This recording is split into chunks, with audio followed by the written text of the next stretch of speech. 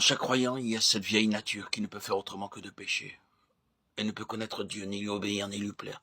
C'est notre naissance physique qui a produit en nous cette nature, dont l'objet unique essentiel est de faire la volonté du moi et de le glorifier.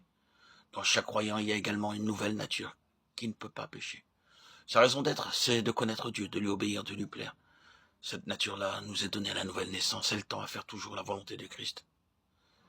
Ces deux natures cohabitent dans le croyant durant toute sa vie terrestre. Jean écrit à des chrétiens comme si, du fait de leur nature nouvelle, ils ne s'attendaient pas à ce qu'ils pêchent. Mes petits enfants, je vous écris ces choses afin que vous ne péchiez point. Et cependant, il tient compte de la possibilité pour eux de pécher, parce qu'ils ont encore en eux cette nature née de Satan. Et si quelqu'un a péché, nous avons un avocat auprès du Père, Jésus-Christ, le juste. 1 Jean 2:1. Dieu ne parle jamais d'améliorer la vieille nature, car elle ne peut être améliorée, ni de la soumettre, car elle est indomptable. Il ne parle même jamais de l'extirper, il veut la conquérir d'une manière bien plus remarquable. Dieu ne nous a pas laissé ignorants de la part que nous avions à jouer pour détrôner le moi. Nous devons condamner la chair, comme Dieu la condamne, parce qu'elle est entièrement corrompue. Dieu est sévère dans son jugement, il condamne nos pensées intimes, Éphésiens 2:3, autant que nos actes extérieurs, Colossiens 3:9. Le premier pas à faire pour parvenir à un plan supérieur est de suivre l'exemple de Paul, qui condamnait la chair et ne mettait point sa confiance en elle, Philippiens 3:4. Mais naturellement, nous mettons notre confiance en la chair, nous appelons péché certaines de ses manifestations, mais d'autres ne sont pour nous que des faiblesses. Et il y a une bonne partie de nous-mêmes que nous estimons hautement et en laquelle nous mettons une pleine confiance. Nous considérons ce mélange de bon et de mauvais en nous et nous trouvons que l'ensemble est acceptable. Mais mettons cette nature charnelle à l'épreuve, prenons ce qu'il y a de meilleur en elle, l'amour, puis comparons cet amour en ses plus belles manifestations, l'amour tel que Dieu nous le décrit dans 1 Corinthiens 13. Aimez-vous toujours avec patience? N'y a-t-il jamais en vous un mouvement de mauvaise humeur ou d'irritation?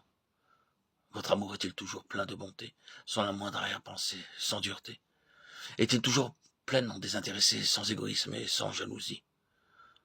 Ne soupçonne-t-il jamais le mal? Est-il toujours parfaitement charitable et sincère? Non, notre amour n'est pas semblable à celui que Dieu exige. C'est pourquoi Dieu condamne tout notre être charnel et le juge indigne de lui. D'une façon générale, le monde juge le chrétien d'après sa manière de vivre. Mais quelle peut être l'impression produite par un chrétien qui, durant 6 jours de la semaine, vit comme le monde et ne s'en sépare que le dimanche, juste à l'heure du culte? Vous avez peut-être fait un premier pas dans la vie chrétienne, mais depuis ce jour, vous êtes donné à Christ. Vous avez été plus d'une fois vaincu et découragé.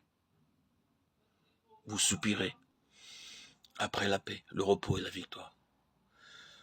Êtes-vous prêt à faire un second pas? Dieu vous demande de choisir entre votre moi et Christ. Christ est votre sauveur. Voulez-vous qu'il devienne votre Seigneur? Oh, honte, oh mémoire cruelle. À Jésus, le berger fidèle. Quand il m'appelait par son nom insensé, j'ai répondu non. De lui, j'ai détourné ma face, j'ai crié, pour toi point de place. De tes bienfaits, je ne veux rien. Laisse-moi tout mon cœur et garde tout le tien. Pourtant, il sut trouver mon âme. Je le vis sur le bois infâme, navré d'opprobre et de douleur, priant, Père, pardonne-leur. Et devant sa beauté sanglante, je lui dis d'une voix tremblante, sois mon modèle, mon soutien, et répands dans mon cœur quelque chose du tien. De jour en jour, de grâce en grâce, sa clémence que rien ne lasse. Douce étoile à mon horizon, fut ma joie et ma guérison. À cet ami si fort, si tendre, ma requête se fit entendre. Daigne, ô Christ, me rendre chrétien, plus pauvre de mon cœur et plus riche du tien, plus haute que les cieux sublimes, plus profonde que les abîmes, plus vaste que l'immensité, Dieu sauveur est ta charité.